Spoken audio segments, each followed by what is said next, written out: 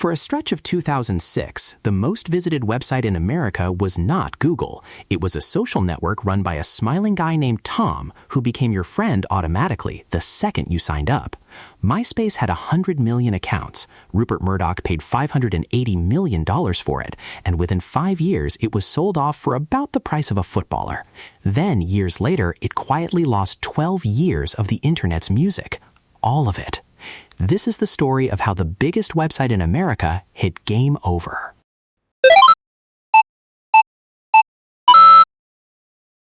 MySpace was not built by visionaries in a garage. It was built in 2003, the first version thrown together in about 10 days, inside a Los Angeles internet marketing company called eUniverse, a firm that made its money on email blasts, pop-up ads, and genuinely, wrinkle cream. The team saw a hot new invite-only site called Friendster and asked the only question that mattered: what if we cloned this, but let absolutely anyone in? The two names on the project were Chris DeWolf and Tom Anderson, and Tom solved the emptiest problem in social networking. A new network is a party with nobody in it, so MySpace made Tom your first friend, automatically, the moment you joined. That smiling guy at the whiteboard, head turned over his shoulder, became the most familiar face on the internet. Hundreds of millions of people had exactly one friend in common. Here's the part your first friend didn't put on his profile. As a teenager, Tom Anderson had been a hacker, operating under the name Lord Flathead. And after he and his friends poked around the systems of a major American bank, the FBI raided his home. He was too young to be charged. Years later, he was running the friendliest face in tech. And even his age was marketing. When MySpace launched, his profile said he was 27. He was actually 32. Then there's the glitch that built the whole culture. MySpace's profile forms had a hole in them. The site didn't strip out code. Paste raw HTML into a form, and MySpace would just run it. Users discovered they could redesign their entire page. Glitter graphics, auto-playing songs, backgrounds that made text unreadable. A rival site would have patched the hole. MySpace looked at the chaos, saw that people loved it, and left the door open. A security flaw became the product. And it worked. Your MySpace page was yours, gloriously, hideously yours, in a way no profile has been since. Millions of teenagers opened a call editor for the first time in their lives just to change a background color.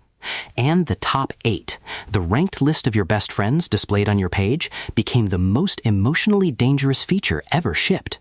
Friendships ended over slot number 8. Music made it unstoppable. Every band on Earth got a MySpace page, from garage acts to global stars, and suddenly the distance between a demo and an audience was 0. Lily Allen built her following there. Calvin Harris was spotted there. Soulja Boy turned a bedroom track into a number 1. Record label scouts stopped going to gigs and started refreshing MySpace. For a few years, the front door of the music industry was a profile page. The money noticed. In July 2005, Rupert Murdoch's News Corporation bought MySpace's parent company for $580 million. A year later came the crown. In July 2006, MySpace passed Google to become the most visited website in America. That August, Google agreed to pay $900 million to power search and ads across MySpace and its sister sites, and account number 100 million signed up. On paper, MySpace had won the internet. But the foundations were already creaking. In October 2005, a 19-year-old named Samy slipped past the profile filters and planted a tiny self-copying script on his page. Anyone who viewed his page silently friended him and added the words, "But most of all, Samy is my hero," to their own profile, which then infected everyone who viewed them. Over 1 million friend requests in under a day. MySpace went offline to clean up. Samy got a raid, a felony plea, and years without touching a computer for fun. The site got a warning it didn't take. And that Google deal had a catch. The money was tied to delivering page views, so MySpace stuffed ads into every corner of every page. Pages that already groaned under auto-playing glitter now groaned under banners too. Profiles took an age to load. Spam bots and fake friend requests multiplied. The chaos that felt like freedom in 2005 was starting to feel like a haunted shopping mall. Meanwhile, a college site with a plain white page was doing the exact opposite. Facebook had real names, a locked design you could not touch, and a feed that brought your friends to you. In September 2006, it opened to everyone. No glitter, no autoplay, no code. Boring, fast, and clean. In April 2008, Facebook passed MySpace in visitors worldwide. A year later, it took America, too. The fall was brutally fast. Chris DeWolf was out by 2009, the year MySpace cut nearly a third of its staff. Redesign after redesign chased what Facebook had, and each one alienated whoever was left. In June 2011, News Corp sold MySpace to an ad company called Specific Media, with Justin Timberlake taking a stake, for around $35 million. 94% of Murdoch's money. Gone. He later admitted, "We screwed up in every way possible." And there's one last insult.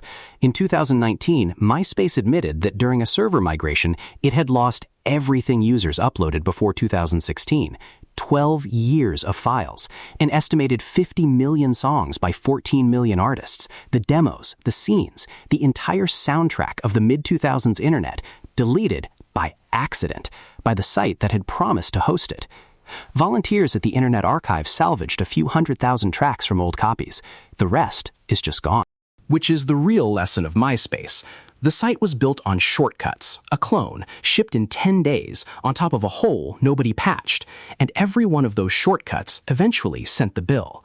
The unfiltered pages became the worm and the clutter. The growth at any cost culture became the spam. The quick flip became an owner who needed page views more than users, and the servers nobody invested in finally swallowed the music. But for a few loud, glittering years, the biggest site in America let anyone build their own corner of the internet, badly, and taught millions of kids to code by accident. So here's the question that actually matters. Who was in your top 8, and were you brave enough to put them in order? Press X to continue. If you want more stories behind the games you grew up on, you know what to press. Hit subscribe, and we'll see you in the next one.